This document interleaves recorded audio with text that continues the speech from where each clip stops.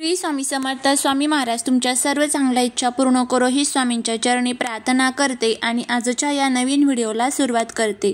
भारतात गणेशोत्सवाची मोठ्या थाटामाटात सुरुवात झालेली आहे आणि हा उत्सव अनंत चतुर्दशीपर्यंत चालतो. अनंत चतुर्दशीपर्यंत आपल्याला आपल्या घरामध्ये एक अतिशय प्रभावी असा उपाय करायचा आहे. अनंत चतुर्दशीला गणेश उत्सवाची सांगता होते. बाप्पाला निरोप देण्याची वेळ येते. बाप्पाला पवित्र नदीत विसर्जित केले जाते. गणेश चतुर्थीच्या दिवशी घरोघरी बाप्पाची स्थापना करतात. काही जण 1.5 दिवस, काही जण 5 दिवस, 7 दिवस, 11 दिवसांसाठी गणपती बाप्पांना घरी आणलं जातं आणि नियमानुसार त्यांचं पूजन केलं जातं. 11व्या दिवशी म्हणजेच अनंत चतुर्दशीला बाप्पाला विधिवत निरोप दिला जातो. अनंत चतुर्दशी ही 6 सप्टेंबर रोजी पहाटे 3:14 सुरू होत आहे आणि 7 सप्टेंबरला मध्यरात्री 1:41 ही तिथी संपेल. उदय तिथीनुसार 6 सप्टेंबरला अनंत चतुर्दशी ही साजरी केली जाणार आहे. तर अनंत चतुर्दशीपर्यंत कधीही आपल्याला आपल्या घरामध्ये एक अतिशय प्रभावी असा एक सुपारीचा उपाय करायचा आहे. या उपायाने काय होईल तर आपल्या जीवनातील सर्व कर्ज फिटेल, शत्रू संपेल, आपल्या मनातील ज्या काही इच्छा असतील मग त्या धनप्राप्ती, लक्ष्मीप्राप्ती, कर्जमुक्ती किंवा इतर तुमच्या ज्या काही इच्छा असतील तर त्या इच्छा पूर्ण होण्यासाठी अतिशय प्रभावी हा उपाय आहे. हा उपाय कसा करायचा, कोणत्या वेळेमध्ये करायचा याबद्दलची संपूर्ण माहिती आज या व्हिडिओमध्ये मी तुमच्यासोबत शेअर करणार आहे. त्यामुळे तुम्ही हा व्हिडिओ स्किप न करता शेवटपर्यंत नक्की पहा. चॅनलवरती नवीन असाल तर सबस्क्राईब करा आणि असेच माहितीपूर्ण नवनवीन व्हिडिओ पाहण्यासाठी बेल आयकॉनलाही प्रेस करा. म्हणजे जेव्हा कधी मी नवीन व्हिडिओ अपलोड करेल त्याचं नोटिफिकेशन सर्वात अगोदर तुम्हाला भेटेल आणि तुम्ही एक पण व्हिडिओ मिस करणार नाही.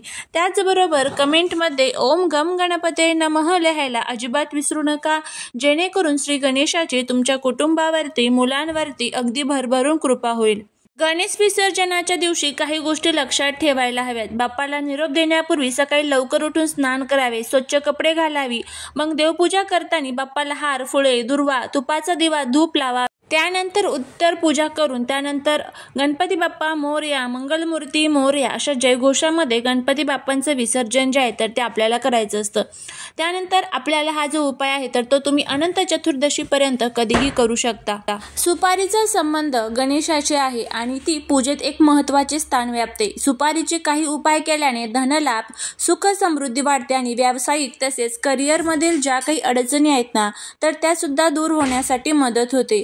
सुपारीला शुक्र ग्रहाच्या सकारात्मक ऊर्जेशी देखील जोडले जाते, ज्यामुळे प्रेम, समृद्धी आणि सामाजिक संबंधात सुधारणा होते.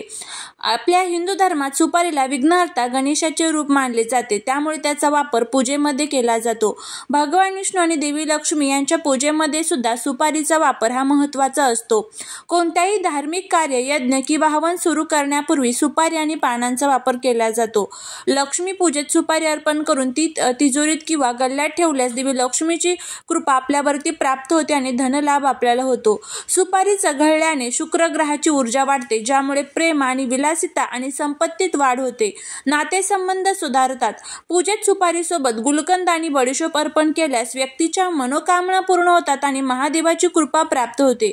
सुपारीचे सोपे उपाय केल्याने नोकरी, व्यवसाय आणि करिअरमधील प्रगती साधता येते आणि येणाऱ्या समस्या दूर करता येतात. सुपारीला एक शुद्ध आणि पवित्र पदार्थ मानले जाते, जी दैवी घटकांशी संबंध जोडण्यास मदत करते. सुपारी हे निष्ठेचे आणि मजबूत बंधनाचे प्रतीक मानले जाते. त्यामुळे सुपारीचे जे काही आपण प्रभावी उपाय करतो, ज्या काही प्रभावी सेवा आपण करतो, त्यामुळे आपल्या उद्योगधंद्यातील, व्यापारातील, व्यवसायातील ज्या काही अडचणी आहेत ना तर त्या दूर होण्यासाठी मदत होत असते. इतकं प्रभावी महत्त्व हे आपल्या हिंदू धर्मामध्ये सुपारीचं आहे आणि त्यामुळे सुपारीचा जर तुम्ही हा उपाय केला तर नक्कीच तुमच्या ज्या काही इच्छा आहेत तर त्या पूर्ण होतील. बघा, आपण खूप कष्ट करतो, मेहनत करतो, पण त्या कष्टाचं, मेहनतीचं जे फळ आहे तर ते आपल्याला मिळत नाही.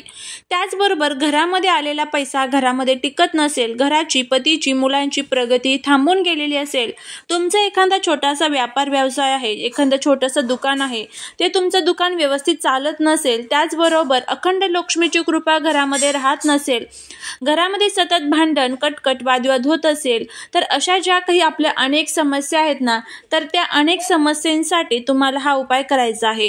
तुमचा एखादी शारीरिक, मानसिक इच्छा असेल, ती इच्छा तुमची पूर्ण होत नसेल, बघा आपल्या अनेक इच्छा असतात, ते इच्छा आपल्या खूप आपण प्रयत्न करतो पूर्ण होण्यासाठी, पण त्या पूर्ण होत नाही. अशा तुमच्या ज्या नोकरी संबंधित, धनप्राप्ती, लक्ष्मीप्राप्ती संबंधित इच्छा असेल किंवा तुमच्यावरती खूप कर्ज झालेलं आहे, ते कर्ज तुमचं फिटत नसेल, एखादे असे आपल्या आजूबाजूला लोक राहतात ना जळाऊ प्रवृत्तीचे, जे आपल्यावरती अनेक प्रकारची नजरबाधा किंवा अनेक प्रकारचे दोष जे आहेत तर त्या त्यांच्या नजरमुळे आपल्याला लागलेले असतात. त्यामुळे घरामधील वातावरण हे अशुद्ध होऊन जातं आणि त्याचबरोबर शत्रू जे आहेत तर ते आपले वाढतात. ते शत्रू जर संपवायचे असेल तर आपल्याला हा जो उपाय आहे तर तो करायचा आहे. अगदी साधा सोपा हा उपाय तुम्ही करून बघा, याचा नक्कीच तुम्हाला चांगला फायदा जो आहे तर तो होताना दिसून येईल. आता हा उपाय तुम्हाला कसा करायचा आहे ते आपण बघूया. त्यामुळे जर तुम्हाला हा व्हिडिओ आवडला तर चॅनलला सबस्क्राईब करून कमेंटमध्ये श्री स्वामी समर्थ लिहायला अजिबात विसरू नका. यासाठी तुम्हाला काय करायचं आहे, ज्या दिवशी तुम्ही अनंत चतुर्दशी पर्यंत हा उपाय करणार आहात तर त्या दिवशी तुम्हाला सर्वात प्रथम सकाळी लवकर उठायचं आहे. त्यानंतर स्वच्छ आंघोळ तुम्हाला करायची आहे. आंघोळीच्या पाण्यामध्ये थोडीशी हळद टाकून तुम्ही आंघोळ जी आहे तर ती करायची आहे.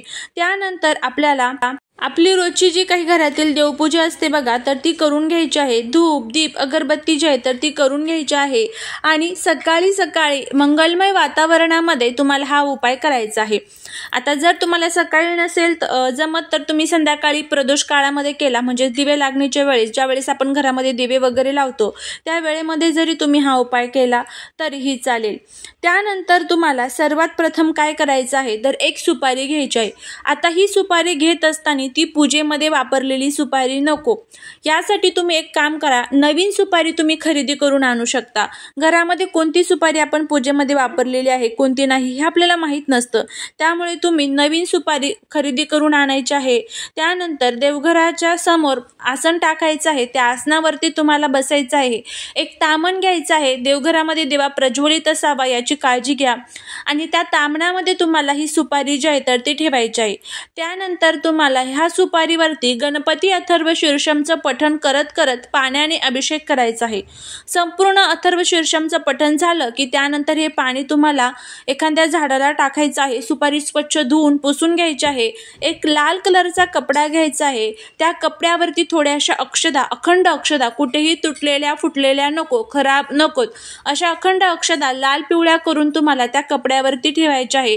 त्यावरती तुम्हाला एक सुपारी ठेवायची आहे जी आपण पुजलेली आहे तर ती सुपारी त्यावरती ठेवायची आहे. त्या सुपारीवरती हळदी कुंकू अक्षदा अर्पण करायचे आहे.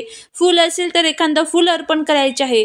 याची पोटली तुम्हाला बांधायची आहे आणि ही पोटली हातामध्ये घेऊन तुमची जी काही इच्छा असेल, मग ती धनप्राप्ती, लक्ष्मीप्राप्ती, कर्जमुक्ती, नोकरी संबंधित, घरातील सुख समृद्धी संबंधित जी काही इच्छा असेल ती इच्छा तुम्हाला व्यक्त करायची आहे. शत्रू त्रास देत असेल तर शत्रू शमन व्हावं अशी इच्छा तुम्हाला व्यक्त करायची आहे आणि त्यानंतर तुम्हाला ही सुपारी घेऊन जायची आहे. तुमच्या आजूबाजूला जिथे कुठे पिंपळाचं झाड असेल तर त्या पिंपळाच्या झाडाखाली तुम्हाला जायचं आहे आणि त्या पिंपळाच्या झाडाच्या मुळाशी किंवा तिथे आजूबाजूला ही सुपारी तुम्हाला तिथे ठेवून यायची आहे आणि देवी लक्ष्मी, भगवान विष्णूंना प्रार्थना करायची आहे की माझ्या जीवनातील जे काही दुःख, अडचणी, दोष आहेत तर ते दूर कर, तुमची अखंड कृपा माझ्यावरती असू दे, असा हा उपाय करायचा आहे. हा उपाय फक्त तुम्हाला रविवार सोडून इतर कोणत्याही दिवशी तुम्ही करू शकता, हे लक्षात ठेवा. तर अशा पद्धतीने हा उपाय तुम्ही करून बघा. याचा खूप चांगला फायदा जो आहे तर तो तुम्हाला बघायला मिळेल. झालेली सेवा ही महाराजांच्या चरणी रुजू करते. जर तुम्हाला हा व्हिडिओ आवडला असेल तर लाईक, शेअर आणि सबस्क्राईब करायला विसरू नका. भेटूया पुढच्या एका छानशा नवीन व्हिडिओत एका नवीन माहितीसोबत. श्री स्वामी समर्थ.